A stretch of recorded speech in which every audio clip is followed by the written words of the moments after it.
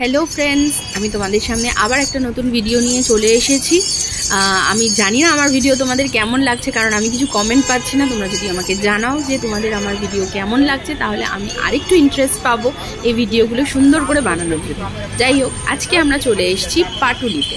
পাটুলি হচ্ছে আমি তো যাতায়াতের পথে প্রায় দেখি, বাট এসেছি ফার্স্ট টাইম এখানে।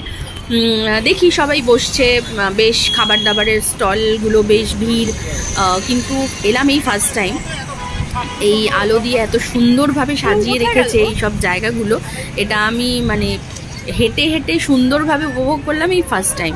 এক্সপিরিয়েন্সটা কিন্তু বেশ ভালো লাগলো। ছিল প্রচণ্ড গরম, কিন্তু এই যে এই জিনিসগুলো দেখতে দেখতে আর যখন আমি দেখলাম এই যে আমার ভালোবাসার শহর কলকাতা, বেশ ভালো লাগলো, দেখতে ভালো লাগলো। যদিও আমারের লাইট নিভে গেছে, ভালোবাসার ভয়ের লাইট নিভে গেছে, শহরের লাইট নিভে গেছে, অনেক কিছুই লাইট নিভে গেছে, বাট না, স্টিল তাও ভালো লাগলো। এত ভিড় টিড়ের মধ্যে সবাই দেখছি এনজয় করছে, সুন্দর করে খাওয়া দাওয়া করছে। বাচ্চাদের জন্য অনেক বেশ বেলুন, তারপরে অনেক খেলনার জিনিস, মানে বাচ্চারাও এনজয় করতে পারবে, দেখে খুব ভালোই লাগলো। তাই আমরাও লোভ সামলাতে না পেরে আমি আর বোন দুজনে মিলে রওনা দিয়েছিলাম এই পাটুলির উদ্দেশ্যে। এই যে হাঁটতে হাঁটতে চলে এলাম, তারপরে আবার দেখতে পেলাম আমার ভালোবাসার পাটুলি। এর দেখছি সব লাইটগুলো বেশ সুন্দর করে জ্বলছে, তার জন্য বেশ ভিডিওটাও ভালো করে নেওয়া গেল, ভালো লাগলো। তারপরে হাঁটতে হাঁটতে চললাম।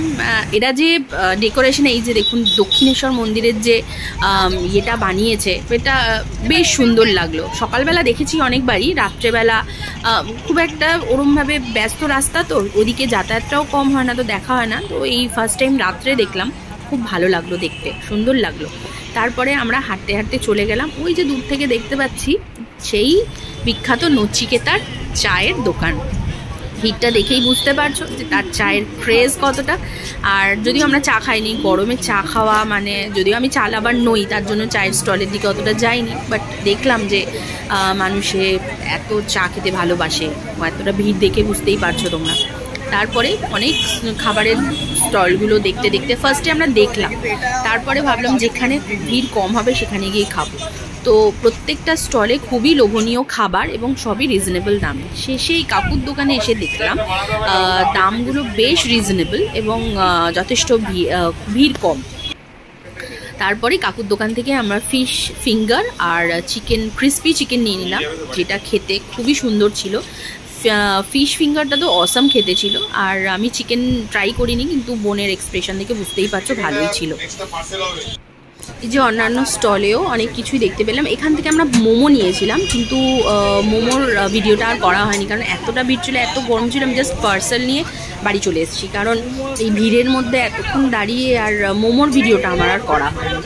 যাই হোক, খাওয়া দাওয়া খুব ভালো করে এখন আমরা ফেরার পথে খুব এনজয় করলাম। ওই দিনটা অফিস থেকে ডাইরেক্ট গিয়েছিলাম, একটু টায়ার্ডও ছিলাম, তো খুব বেশি টাইম স্পেন্ড করিনি, কিন্তু যেটুকু স্পেন্ড করেছি খুব ভালোই স্পেন্ড করেছি। ভিডিওটা কেমন লাগলো অবশ্যই জানিও। টাটা।